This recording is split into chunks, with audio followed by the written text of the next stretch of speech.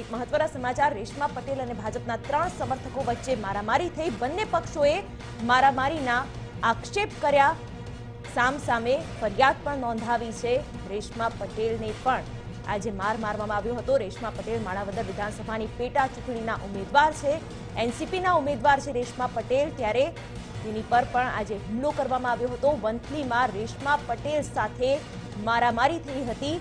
ભર સભામાં 3 સમર્થકો જે ભાજપના હતા તેમની અને રેશમા પટેલ વચ્ચે મારામારી થઈ। બંને પક્ષોએ મારામારીના આક્ષેપ પણ કર્યા છે અને અપડેટ એ મળી રહ્યા છે કે હવે બંને પક્ષોએ સામસામે ફરિયાદ પણ નોંધાવી છે।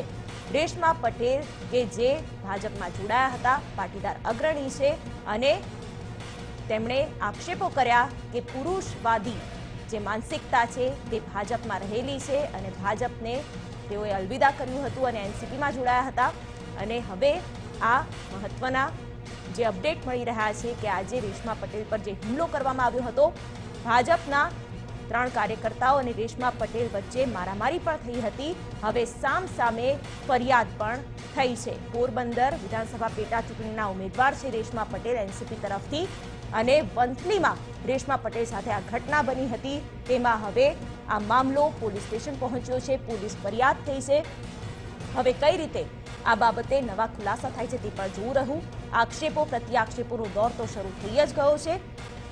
હવે જ્યારે 23મી એપ્રિલ ગુજરાતમાં મતદાન થવાનું છે તે પહેલા આ પ્રકારના બનાવો સામે આવી રહ્યા છે।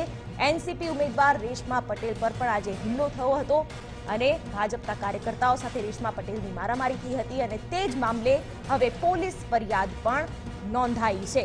23મી એપ્રિલે ગુજરાતમાં વિધાનસભાની પેટા ચૂંટણીઓ માટે પણ મતદાન થવાનું છે અને પોરબંદર બેઠક પર એનસીપીના ઉમેદવાર છે રેશમા પટેલ। ત્યારે રેશમા પટેલ માણાવદર વિધાનસભાની ચૂંટણીના ઉમેદવાર છે, એનસીપીના ઉમેદવાર રેશમા પટેલ અને વંથલીમાં જ્યારે તેઓ એક કાર્યક્રમમાં ભાગ લેવા પહોંચ્યા હતા ત્યારે તેમની સાથે મારામારી થઈ હતી। ભાજપના 3 સમર્થકો હતા, તેઓએ હુમલો કર્યો હતો। બંને પક્ષોએ મારામારીના આક્ષેપ પણ કર્યા હતા। ત્યારે હવે સામસામે ફરિયાદ નોંધાવી છે। આ મામલે રાજકારણ પણ ગરમાયું છે। માણાવદર વિધાનસભાની પેટા ચૂંટણીના ઉમેદવાર છે રેશમા પટેલ, એનસીપીના ઉમેદવાર રેશમા પટેલ અને ભાજપ સમર્થકો વચ્ચે થયેલી આ મારામારીમાં હવે શું ખુલાસા થાય છે, કારણ કે ફરિયાદ નોંધાઈ છે, કાર્યવાહી શું થાય છે તે પણ જોવું રહ્યું।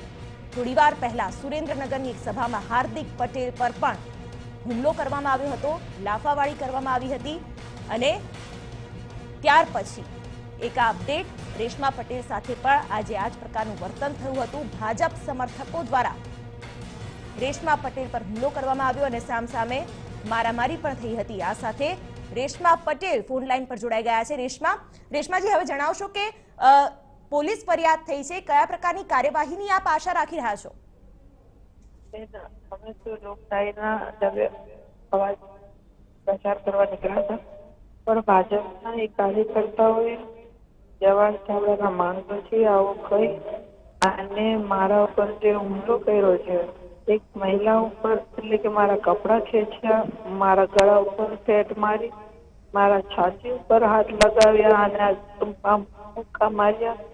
આવું બધું અમારી જિંદગીમાં પહેલી વાર બન્યું છે। એટલે મારા માટે બહુ ઝટકાની વાત છે કે આટલી હદ સુધી ગુંડાગર્દી આ લોકો ઉતરી શકે એ મેં વિચાર્યું પણ નહોતું। એટલે હવે કાર્યવાહીમાં તો મેં ફરિયાદ કરીશ, આશા રાખું કે એને પકડે જલ્દીમાં જલ્દી, કે જે 3-4 લોકો હતા જે મને મારી નાખવાની। છેલ્લે તો એવું કીધું કે તમારા ઉપર 200 લોકોના ટોળા આવીને ચડાઈ દઈશું। આમાં બધી ભાષા ખરાબમાં ખરાબ ભાષા વાપરતા હતા।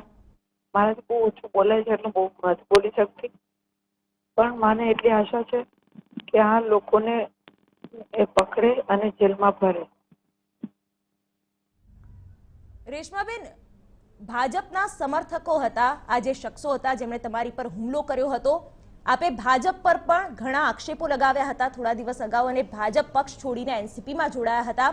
ત્યારે હવે સ્ટેન્ડ શું હશે આપનું આ ઘટનાને લઈને?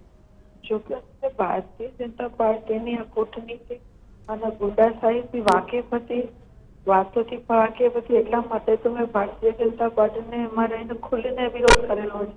અને આજે તો બહુ દુઃખની વાત છે કે એક મહિલા ઉપર, હું એનસીપીની કેન્ડિડેટ છું, હું એક ઇલેક્શન લડું છું માણાવદર વિધાનસભામાં, અને એ લોકોને મારાથી જેવું કેવું થાય કે મારી ઉપર હુમલો કરવા આવ્યા.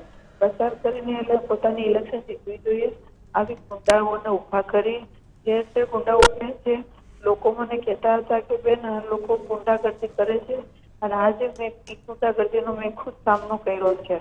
એટલે ભારતીય જનતા પાર્ટીને હવે લોકો જવાબ આપશે, એને ઉખાડવામાં લોકોનો ફાળો રહેશે એવું મને આશા છે. અને હું તો મારો પ્રચાર વિધિવત ચાલુ જ રાખીશ, બસ મારી તબિયત સારી થઈ જાય એટલે હું મારા પ્રચારમાં નીકળીશ. પણ મને આજ હદ પારનું છે કે લોકશાહી દેશને માં લોકશાહીને કયા હદ સુધી લઈ જશે આ ગુંડા લોકો. અને વારે જી વારે જવાહર ચાવડાના માણસો છીએ એમ કરી અને ધમકીઓ આપતા હતા.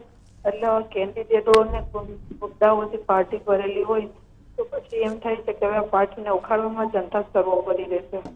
બિલકુલ રેશમાબેન, જોડાવા માટે આભાર. તો એનસીપી નેતા રેશમા પટેલે ટીવી9 સાથે વાત કરી અને ભાજપમાં ગુંડાગર્દી હોવાના આક્ષેપ પણ કર્યા હતા. ત્યારે આજે 3 શખ્સો છે તેની સામે આકરા પગલાં લેવાય તેવી પણ માંગ એનસીપી ઉમેદવાર રેશમા પટેલની. માણાવદર વિધાનસભાની પેટા ચૂંટણીના ઉમેદવાર છે રેશમા પટેલ, અને ભાજપ પર તેઓએ આક્ષેપ કર્યા છે.